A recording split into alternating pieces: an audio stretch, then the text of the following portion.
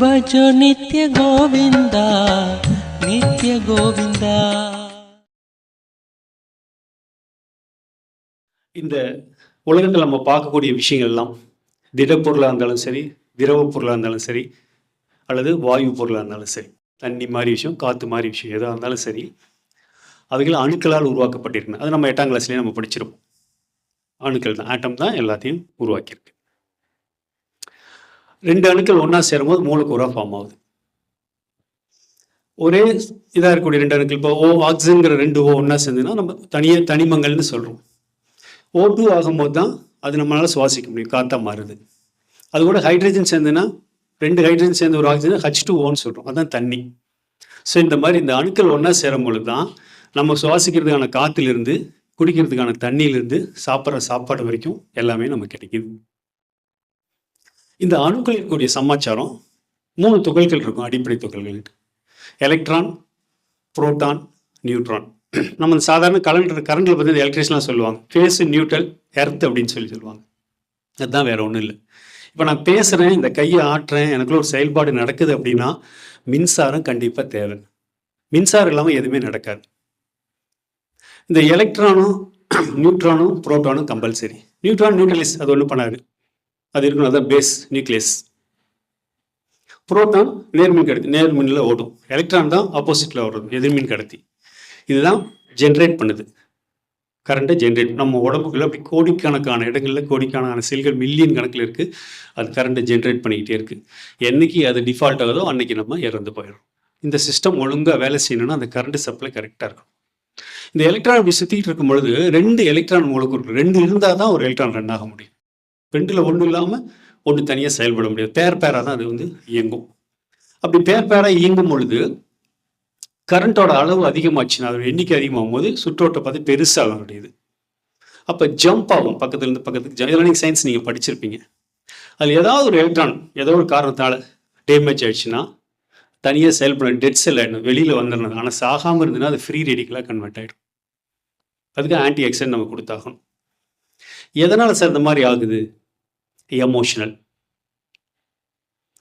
இந்த கரண்ட் இல்லாமல், இந்த உற்பத்தி ஆகிற இந்த கரண்ட் இல்லாமல் நம்ம உடம்புல டிஎன்ஏவோ, மைட்டோகாண்ட்ரியாவோ, சைட்டோபிளாசமோ, புரோட்டோபிளாசமோ, லிப்பிட்ஸோ, நம்ம நிணநீர் மண்டலமோ, இந்த பிளட் சர்க்குலேஷன் எதுவுமே ஒர்க் ஆகாது. இது எல்லாம் செயல்பட அந்த கரண்ட் ரொம்ப ரொம்ப முக்கியம். நம்ம முன்னோர்கள், நம்ம சித்தர்கள்லாம் பார்த்தீங்கன்னா அந்த காலத்தில் இது பயங்கரம் நிறைய ரிசர்ச் பண்ணாங்க, நிறைய ஆராய்ச்சி பண்ணாங்க. உடலை பற்றி, சரீரங்களை பற்றிலாம் ஆராய்ச்சி பண்ணாங்க.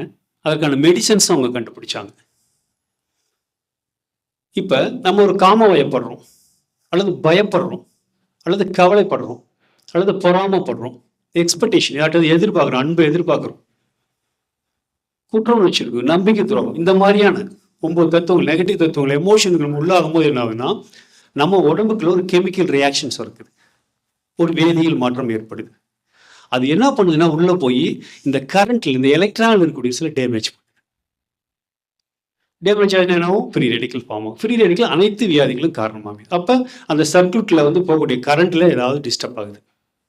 கரண்ட்ல டிஸ்டர்ப் ஆச்சுன்னா நமக்கு நோய் வந்துடுது. அவங்க ஆராய்ச்சி பண்ணி பண்ணி பண்ணி என்ன பண்ணாங்க, நம்ம சித்தர்கள்லாம் முப்பு அப்படிங்கிற ஒரு விஷயத்தை கண்டுபிடிச்சாங்க. 3 வகையான உப்பை சேர்த்து ஒரு சமாச்சாரத்தை கண்டுபிடிக்கிறாங்க. இதெல்லாம் பஞ்சபூதங்களால் இயங்கிட்டு இருக்கு, நிலநீர், நெருப்பு, காற்று, ஆகாயத்தால் இயங்கிட்டு இருக்குது. இதில் பாதிக்கப்படாத ஒரு வைத்தியத்தை எடுக்கிறான், முப்புன்னு சொல்லிட்டு. அது சாதாரண ஒரு உப்பு, ஒரு ப்ரௌன் கலரில் கூட உப்பு மாதிரி இருக்கும். அதை நீங்கள் நெருப்பு வச்சு எரிச்சிங்கனாலும் சரி எரியும், மறுபடியும் பார்த்தா பழைய பொசிஷனுக்கு வந்துடும். தண்ணியில் கரைச்சிங்கனாலும் கரையாது. ஒரு மணிக்கு ஒரு 500 கிலோமீட்டர் வேகத்தில் காற்றை வச்சு அடிச்சிங்கனாலும் பறக்காது. சும்மா பேப்பர் வச்சு நம்ம தூக்கிடலாம், ஆனால் பறக்காது. அந்த மாதிரியான பஞ்சபூதங்களை பண்ண முடியாத ஒரு சமாச்சாரத்தை கண்டுபிடிச்சாங்க. எதுக்காக கண்டுபிடிச்சாங்கன்னா இந்த ரசாயன மருந்து பதிவுகள் நடக்குது, அந்த ரசாயன மாற்றத்தை சரி பண்ணுறதுக்காக கண்டுபிடிச்சாங்க. அதை அப்படியே நம்ம எடுக்க முடியாது, எடுத்தால் மரணம், செத்துருவோம். அதனால என்ன பண்ண, 108 விதமான காய்கறிகள் இருக்கு இல்லைங்களா, காய்கறிகள் இருந்து அந்த காய்கறிகள் உற்பத்தி ஆகும், அதுக்குள்ள மின்னோட்டம் நடக்கும் இல்லைங்களா, அந்த எனர்ஜி எடுத்து இந்த முப்போடு சேர்ந்து கலந்து மெடிசன் ஆக்கி தேன் வழியாக நம்ம கொடுத்தாங்க. அது உள்ள என்னன்னு கேட்டீங்கன்னா இந்த ரசாயன மாற்றங்கள் என்னென்ன நடக்குது எல்லாத்தையும் சரி பண்ணிடுது. சரி பண்றதுனால இந்த கரண்ட்ல எதுவும் பாதிப்பு வராமல் அதை பார்த்துக்குது. அதனால நோய் வராமல் இருக்கு. இவ்வளோ அற்புதமான விஷயத்தை நம்ம சித்தர்கள்லாம் கண்டுபிடிச்சாங்க. பட் அவங்க என்ன பண்ணாங்கன்னா தொடர்ந்து அடுத்தடுத்த சந்தைக்கு நம்ம கடத்த முடியல. ஒரு அலோபதியோ இல்லை ஒரு மற்ற மெடிசன் டெவலப் ஆன மாதிரி நம்ம சித்த மருத்துவத்தில் வந்து சித்தர்கள் கொடுத்த பல விஷயங்கள் வெளியில் போகாத காரணம் ரகசியமாகவே பல விஷயங்களை வச்சிருந்தது தான். என்ன புண்ணியம் செய்தேனோ